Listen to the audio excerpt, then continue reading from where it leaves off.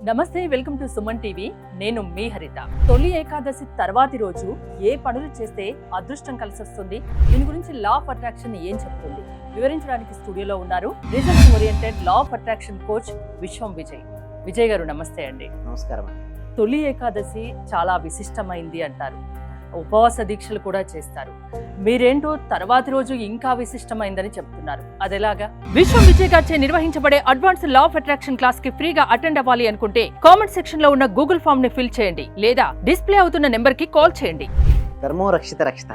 అవునండి, ఏకాదశి తర్వాత వచ్చేటువంటి ద్వాదశి రోజు చాలా పవర్ఫుల్ అని నేను అంటానండి. ఎందుకంటే తొలి ఏకాదశి, ఓకే, ఆ రోజు జనరల్గా ఏం చేస్తుంటారంటే తొలి ఏకాదశి రోజు జనరల్గా ఉపవాసం ఉంటూ ఉంటారు.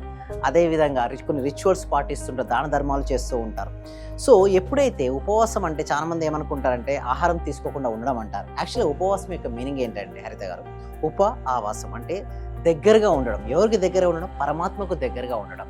ఎవరైతే దగ్గరగా ఉంటారో అంటే అంతరాత్మ రూపంలో ఉన్న పరమాత్మకు ఎవరైతే దగ్గరగా ఉంటారో ఆ నెక్స్ట్ రోజు ఏమైపోతుందో అల్టిమేట్ పవర్స్ అనేది జనరేట్ అవుతుందంటే మనకు తెలియనప్పుడు ఒక మౌనంలోకి మనం వెళ్ళిపోతుంటామండి. దాని తర్వాత మనం రిలీజ్ చేసేటువంటి సంకల్పం కానీ ఆ రోజు నెక్స్ట్ రోజు మనం ఏదైతే అనుకుంటామో అది రియాలిటీకి వస్తుంది. అప్పటికల్లా ఏమవుతుంది, కొంచెం చూస్తే బాడీ కూడా ఎనర్జీ లూజ్ అయినట్టుగా అనిపించినప్పటికీ కూడా మానసికంగా దృఢంగా అవుతారండి హరిత గారు. అలాంటి సమయంలో ఆ నెక్స్ట్ రోజు మీరు ఏం చేయమంటారు అంటే ఉదయం నిద్రలేవగానే ప్రతిరోజు కూడా మెడిటేషన్ చేయమంటారు. 20 minutes ధ్యానం చేసిన తర్వాత ఒక సంకల్పం తీసుకొని ఆ సంకల్పాన్ని ఆల్రెడీ జరిగినట్టుగా చూసుకోవాలండి హరిత గారు. వేకువజామునే లేవాలి, మళ్ళీ 8 గంటలకో 9 గంటలకో లేచి ధ్యానం చేస్తే అది కరెక్ట్ ఫలితం ఉండదు. అది చేయాల్సి ఉంటుంది. అది చేసిన తర్వాత ఎస్పెషల్లీ ద్వాదశి రోజు రాత్రి మళ్ళీ పడుకునే ముందు ఏం చేయాలి అంటే మన జీవితంలో మనకి ఏదైతే కావాలో మనం అనుకున్నామో ఆల్రెడీ అన్నీ కూడా ఒక పేపర్ పైన రాసుకుని జరిగినట్టుగా రాయాలి. జరిగినట్టుగా రాసినప్పుడు ఏమవుతుందంటే సబ్ కాన్షియస్ మైండ్ బిలీవ్ చేయాలండి. ఇంకొకటి, కొంతమంది ఏంటంటే పైపైన చేస్తుంటారు, బట్ డెప్త్గా చేయాలి. అంటే నమ్మాలి అంటే ముందు మైండ్కి పవర్ ఉండాలి అర్థం గారు. ఓకే, సపోజ్ మీది ఒక per month income 1 lakh rupees వస్తున్నాయి అనుకోండి, మనం 2 lakhs rupees అని రాసాం. బట్ మనసు అనేది అంతగా నమ్మలేదు అనుకోండి, డిలే అవుతుంటాయి. ముందుగా నమ్మించే ప్రయత్నం ఎలా చేయాలంటే పదే దాన్ని చూపిస్తే మనసుకు అది రియాలిటీకి వచ్చే ఛాన్సెస్ ఎక్కువగా ఉన్నాయి. ఏదైనా సరే మీరు కొంతమంది అని అంటారు, ఏంటి సార్ జరగకముందే జరిగినట్టుగా ఎందుకు అనుకోమంటారు, అలా అనుకోవడం ఎలా సాధ్యపడుతుంది అంటారు.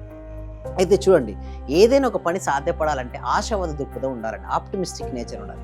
మన లోపల ఎంత ఆప్టిమిస్టిక్ నేచర్ ఉంటే మనం అనుకున్న పనులు అంత ఫాస్ట్గా నెరవేరుతుంటాయి. ఒక ఆశ ఉంటే మనిషికి అసాధ్యాలు సుసాధ్యాలుగా మారుతాయండి దగ్గర. లేదనుకోండి, ఆశావాద దృక్పథం లేకుండా నిరాశావాదం వస్తే అసలు సాధ్యమయ్యే పనులు కూడా ఆగిపోతుంటాయి. ఎస్పెషల్లీ మీ ద్వాదశి ఎప్పుడు పాజిటివ్ మైండ్ లో ఉండాలి అంటారు, అంతేనా? ఎస్, పాజిటివ్ మైండ్ లో ఉండాలి. ఎస్పెషల్లీ మీరు ఇందాక అన్నట్టు ఏకాదశి రోజున జనరల్ ఏంటంటే విష్ణుమూర్తి యోగ నిద్రలోకి వెళ్తాడు. యోగ నిద్ర అంటే ఏంటండి, చూడండి, నిద్రకు మెలకువకు మధ్యలో ఒక స్థితి ఉంటుందండి, తురియావస్థ స్థితి అని అంటారు. ఆ స్థితిలో ఉన్నప్పుడు ఏమవుతారంటే అల్టిమేట్ ఎనర్జీ రిసీవింగ్ 4 నెలలు ఉంటారండి. ఓకే, ఈ 4 నెలల సమయంలో ఎవరైతే విష్ణుమూర్తిని ఆరాధిస్తారో వారి యొక్క సంకల్పాలు నెరవేరుతాయి అంటారు. సో ఇక్కడ మనకి ఏంటి, మన సబ్జెక్ట్లో తీసుకుంటే మనం కూడా అంతే అండి. మెడిటేషన్ చేసినప్పుడు ఏంటి, it is also equal to yoga నిద్రని. ఎందుకంటే యోగ నిద్ర అంటే ఇక్కడ ఏమంటారంటే మనం కళ్ళు మూసుకుంటాం మేడం. ఓకే, హరిత గారు, కళ్ళు మూసుకున్న తర్వాత ఏంటి, రకరకాల ఆలోచనలు వస్తుంటాయి. ముందుగా మన ప్రాక్టీస్ శ్వాసపై ధ్యాస పెట్టిస్తుంటాం. కొద్దిసేపటి తర్వాత మనసు అనేది నిర్మలం అవుతుంది. ఎప్పుడైతే మనసు నిర్మలం అవుతుందో మన నిర్మలమైన మనసుతో దేనినైతే ఆల్రెడీ జరిగినట్టుగా ఆజ్ఞాచక్రం వద్ద చూస్తామో అది రియాలిటీకి వస్తుంది.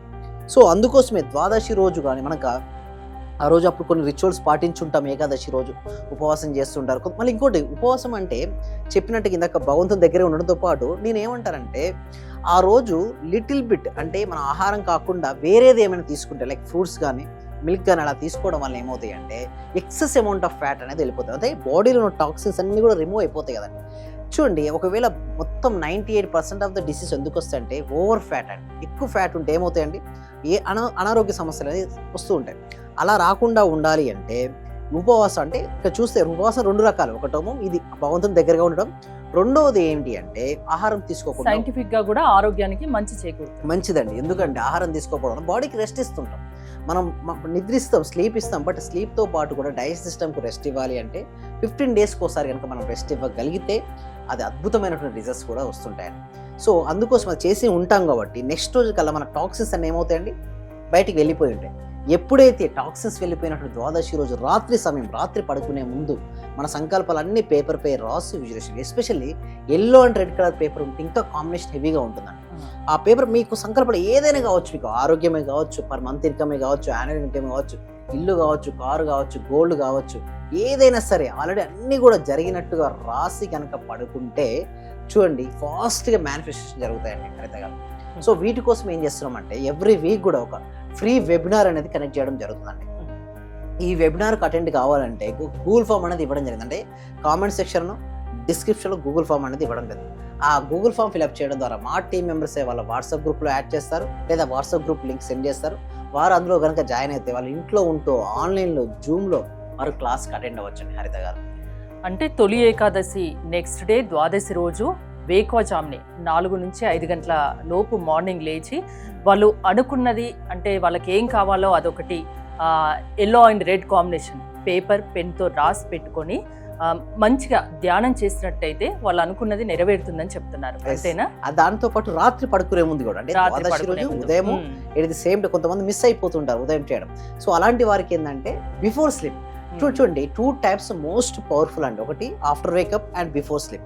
ఆ టైంలో ఏమవుతుందంటే నిద్రకు మెలకువకు మొదలు, మార్నింగ్ చూసుకుంటే చూస్తే నిద్రకు మెలకువ, రాత్రి మెలకువకు నిద్రకు మధ్యలో కొంచెం టైం పీరియడ్ ఉంటుందండి.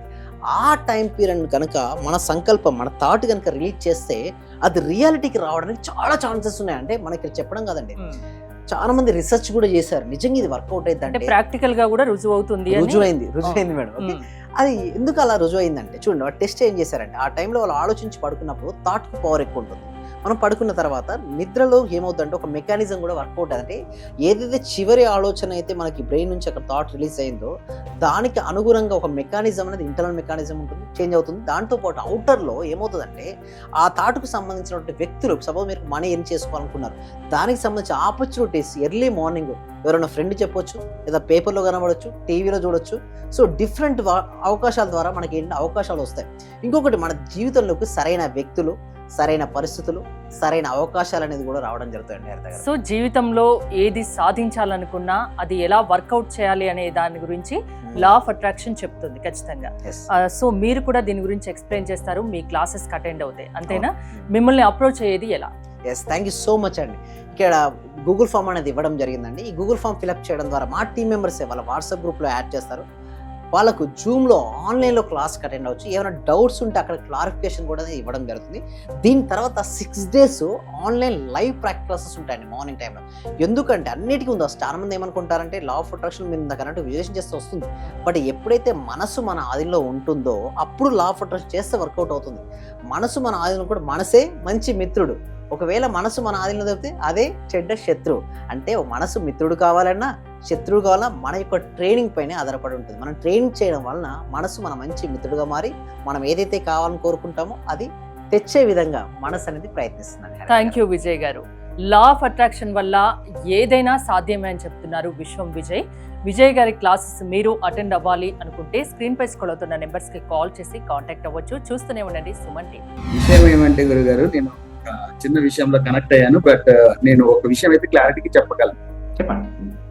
మన క్లాసు ఇది వరకు నేను చాలా క్లాసులకు వెళ్ళాను. అంటే నేను ఫస్ట్ నుంచి చదివినప్పటి నుంచి కూడా చాలా గురువులను కలిశాను, చాలా క్లాసులకు వెళ్ళాను. కానీ ఇక్కడ ఏమంటే ఒక చిన్న విషయాన్ని మరీ చిన్న స్థాయిలోకి వెళ్ళి చెప్పడం అంటే అది అసలు మీ మనస్ఫూర్తిగా చెప్తున్నాను గురుగారు, చాలా చాలా గ్రేట్. ఇక్కడ ఉన్న వాళ్ళే ఎంతమంది ఉన్నారో అందరూ కూడా కొన్ని కోట్లు ఇచ్చిన ఇటువంటి సబ్జెక్ట్ దొరకదు సార్. నేను చూశాను, ఒక చిన్న క్లాసు జస్ట్ 4 words చెప్తారు, దానికి 40,000 పెట్టానండి నేను. మా మిస్సెస్ అడిగితే ఏమనిందంటే, ఇంత డబ్బులు ఎందుకు పెట్టావు, నువ్వు దానికి పోవాల్సి వచ్చిందా అని అడిగింది. కానీ ఈ క్లాస్కి వెళ్ళినప్పటి నుంచి ఎన్ని గంటలకు లేస్తున్నావు, చేస్తున్నావా లేదా అని అడుగుతుంది సార్. నిజంగా చాలా సూపర్ గురుగారు.